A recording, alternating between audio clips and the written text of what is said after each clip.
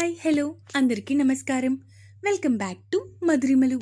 ఇంకా ఎవరైనా మన ఛానల్ని సబ్స్క్రైబ్ చేసుకొని ఉండకపోతే ప్లీజ్ ఇప్పుడే సబ్స్క్రైబ్ చేసుకోండి. ఇక లేట్ చేయకుండా మన స్టోరీలోకి వెళ్ళిపోదామా? ముందుగా అందరికీ శ్రీ పరాభవనామ సంవత్సర శుభాకాంక్షలు. ఇక స్టోరీలోకి వెళ్ళిపోదామా? ఉంటా నీ జతగా ఎపిసోడ్ 6. ఎందుకు మా మమ్మీ వాళ్ళు ఎలా రియాక్ట్ అవుతారు ఏంటి అని నువ్వు భయపడుతున్నావా? అలా ఏం భయపడకు. మా మమ్మీ చాలా మంచిది. నిన్ను తన సొంత కూతురులాగా చూసుకుంటుంది అంటూ నమ్మకంగా భార్య చేతిని పట్టుకుని ఇంటి గుమ్మం దగ్గరికి తీసుకొచ్చాడు అర్జున్. ఇంట్లోకి అడుగు పెడుతున్న అర్జున్ సింధుని చూస్తూ ఆగండి అంటూ ఒక్కసారిగా గట్టిగా అరిచింది జగదీశ్వరీదేవి. జగదీశ్వరీదేవి గట్టిగా అరవడంతో భయంగా తనకి తెలియకుండానే అర్జున్ చేతిని పట్టేసుకుంది సింధు. ఏంటి అర్జున్, నా కోడల్ని మొదటిసారి ఇంట్లోకి తీసుకొస్తున్నావు. మరి దిష్టి తీయకుండానే నువ్వు తనని ఎలా తీసుకొస్తావు? ఇక్కడే ఉండండి ఒక్క 2 నిమిషాలు అంటూ పని ఆమెని పిలవటంతో వెంటనే గబగబా గుమ్మడికాయ పట్టుకొని అక్కడికి వచ్చింది ఆమె. ముందిద్దరికి దిష్టి తీయు అంటూ ఇద్దరికి దిష్టి తీయించింది జగదీశ్వరీదేవి. ఎప్పుడు ముందు కుడికాలు లోపల పెట్టి రామ్మ అంటూ జగదీశ్వరి కోడలి వైపు చూస్తూ చెప్పింది. పద అంటూ భార్యతో కలిసి కుడికాలు ముందుగా లోపల పెట్టి ఇంట్లోకి వచ్చాడు అర్జున్. ఏ మాటకా మాటరా, నిజంగానే అమ్మాయి కుందనపు బొమ్మలాగా ఉంది. నిన్నే మించిపోయింది అంటే చూసుకో నా కోడలు అంటూ ప్రేమగా సింధు నుదుటిన ముద్దు పెట్టుకుంది జగదీశ్వరి. చూసావా, నువ్వు చాలా భయపడ్డావు మా మమ్మీకి, కానీ చాలా మంచిది అని చెప్పానా? పాపం గేట్ దగ్గర నుంచి కూడా భయపడిపోయింది మమ్మీ. అయ్యో, ఎందుకు తల్లి భయపడుతున్నావు? నేను కూడా నీకు అమ్మ లాంటి దాన్నే, అర్థమవుతుందా? నువ్వు నా దగ్గర అస్సలు ఎలాంటి భయాలు పెట్టుకోకు. మీ అమ్మ దగ్గర ఎలా ఉంటావో నా దగ్గర కూడా అలాగే ఉండు, సరేనా? అయినా అసలు ఇంత సడన్గా నువ్వు పెళ్లి చేసుకుంటావని కనీసం అనుకోలేదురా అంది జగదీశ్వరి కొడుకు వైపు చూస్తూ. అంటే అమ్మా, ఉదయం జరిగిన పెంటకి మీరా పెళ్లితోనే ఫుల్ స్టాప్ పడుతుంది అని చెప్పింది. ఇంకా ఆ టైంలో ఏం చేయాలో తెలియక పెళ్లి చేసేసుకున్నాను అన్నాడు అర్జున్. సరే, రాత్రి మొత్తం డ్రైవ్ చేసి అలసిపోయి ఉంటావు, వెళ్ళి ఫ్రెష్ అయ్యి తినేసి పడుకో అంటూ కొడుకుని పంపించి కోడలి వైపు చూస్తూ నీ పేరేంటి తల్లి అడిగింది జగదీశ్వరి. సింధు అండి అంది సింధు. అండి కాదు, అత్తయ్య అని పిలవాలి అంది జగదీశ్వరి. అలాగే అత్తయ్య అంది చిన్న నవ్వుతో. కాంతం ఇలా రావే అంటూ పని ఆమెని పిలిచి అమ్మాయికి పైన గది చూపించు తల్లి, తను గది చూపిస్తుంది, వెళ్ళి ఫ్రెష్ అయ్యిరా. అన్నట్టు నీ దగ్గర బట్టలున్నాయా మార్చుకోవడానికి అడిగింది జగదీశ్వరి. లేవండి, అదేంటంటే నిన్న నేను ఎగ్జామ్ రాసిన తర్వాత డైరెక్ట్గా నన్ను అర్జున్ గారి దగ్గరికి తీసుకొని వెళ్ళిపోయారు. మా ఇంటికి వెళ్ళే టైం నాకు లేదు, అందుకే బట్టలేమీ తీసుకొని రాలేదు అంది సింధు. అయ్యో, దాందేముందిరా, అందాక నాది కాటన్ శారీ ఒకటి ఇస్తాను, అది కట్టుకో. అంటే ఈ హెవీ శారీ మీద అది కొంచెం బెటర్గా అనిపిస్తుంది.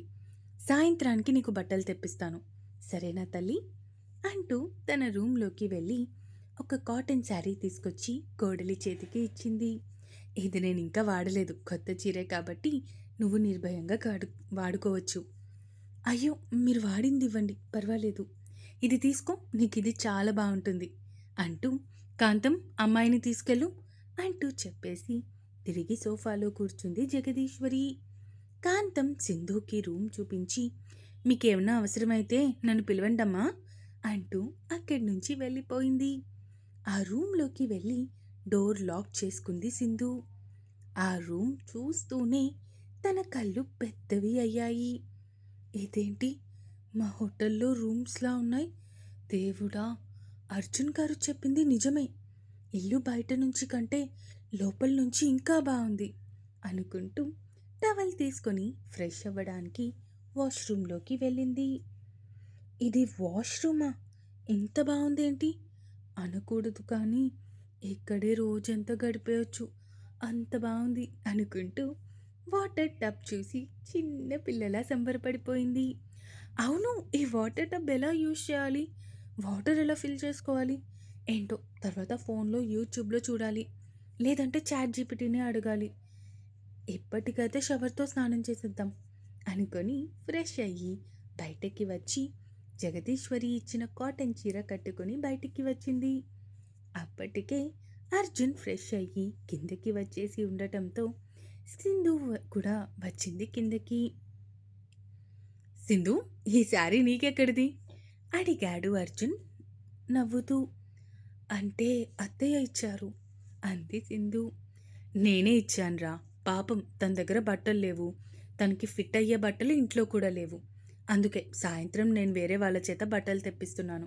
అప్పటి వరకు ఆ చీరలో ఉండాలంటే తనకి కూడా కంఫర్టబుల్గా అనిపించదు కదా. అందుకే అందాక నా చీర ఇచ్చాను.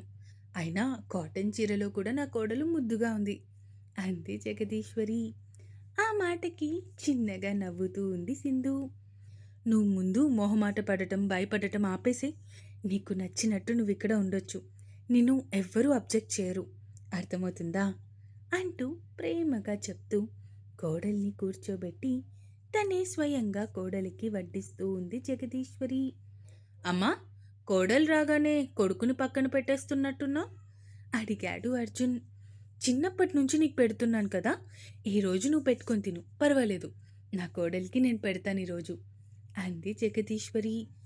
అయ్యో అత్తయ్య, నేను పెట్టుకుంటాను, మీరు కూడా కూర్చోండి అంది సింధు.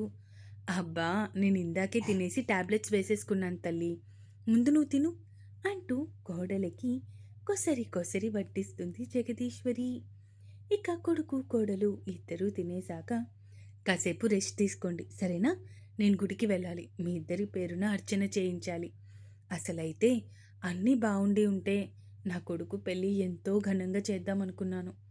కానీ ఇలా అయిపోయింది అంది జగదీశ్వరి కొంచెం బాధగా. అమ్మా, నువ్వు అస్సలేం బాధపడకు.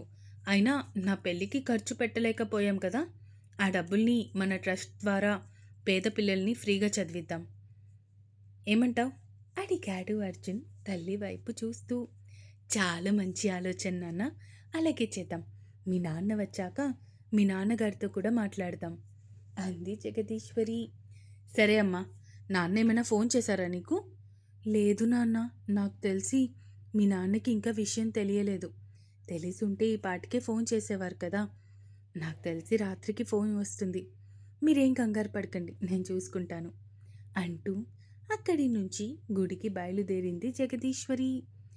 నిజంగా నేను చాలా భయపడిపోయాను అర్జున్ గారు. అత్తయ్య ఇంత ఫ్రెండ్లీగా రియాక్ట్ అవుతారు అని నేను అస్సలు అనుకోలేదు. ఎందుకంటే మీకు నాకు అసలు ఎక్కడ ఎందులోనూ కూడా పొందనలేదు. అలాంటిది నన్ను ఆవిడ ఇంత త్వరగా కోడలుగా యాక్సెప్ట్ చేస్తారు అని అస్సలు అనుకోలేదు. యాక్సెప్ట్ చేయడమే కాకుండా నన్ను ఎంతో ప్రేమగా చూసుకుంటున్నారు. ఈ గంటలోనే నాకు మా అమ్మ ప్రేమని గుర్తు చేశారు అత్తయ్య అంది సింధు ఎమోషనల్ అవుతూ. సింధు, నీకు ఆల్రెడీ చెప్పాను మా అమ్మ చాలా మంచిది అని. నువ్వే ఎక్కడ లేని టెన్షన్స్ అన్నీ పెట్టేసుకున్నావు. ఇంకా వెళ్ళి కొంచెం సేపు రెస్ట్ తీసుకో. నైట్ మొత్తం నువ్వు కూడా పడుకోలేదు కదా నాకు కంపెనీ ఇస్తూ అన్నాడు అర్జున్. సరే అర్జున్ గారు, నేను 1 గంట పడుకొని లేస్తాను అంది సింధు. సరే, నేను కూడా ఒక 2-3 గంటలు పడుకోకపోతే అస్సలు మనిషిని అవ్వలేను అంటూ అక్కడి నుంచి తన రూమ్లోకి వెళ్ళిపోయాడు అర్జున్ కూడా. ఇక్కడ రూమ్లోకి వచ్చి మంచం మీద వాలిపోయింది సింధు. ఒక్క రోజులో నా జీవితం ఎలా మారిపోయింది, అసలు కలలో కూడా ఊహించలేదు నా జీవితం ఇలాంటి ఒక మలుపు తిరుగుతుంది అని. నిజంగా డబ్బులున్నాయి అన్న గర్వం అర్జున్ గారిలో కానీ ఆయన తల్లిగారిలో కానీ అస్సలు చిన్న రవ్వంత కూడా లేదు. ఎదిగినా ఒదిగి ఉండడం అంటే ఇదేనేమో. నేను చాలా లక్కీ ఇలాంటి ఇంటికి కోడలిగా వచ్చినందుకు అనుకుంటూ అలా ఆ ఆలోచనల మధ్యనే నిద్రలోకి జారుకుంది సింధు.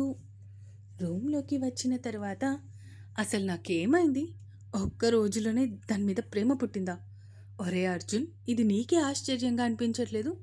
అయినా ఆ పిల్ల సింధులో సంథింగ్ ఏదో మ్యాజిక్ ఉంది. అది కట్టి పడేస్తుంది నన్ను. కనీసం ఊహించను కూడా ఊహించలేదు ఇలా అవుతుంది అని. బట్ ఒకటే నమ్ముతున్నాను సింధు, డెస్టినీ మనిద్దరిని కలిపింది అని.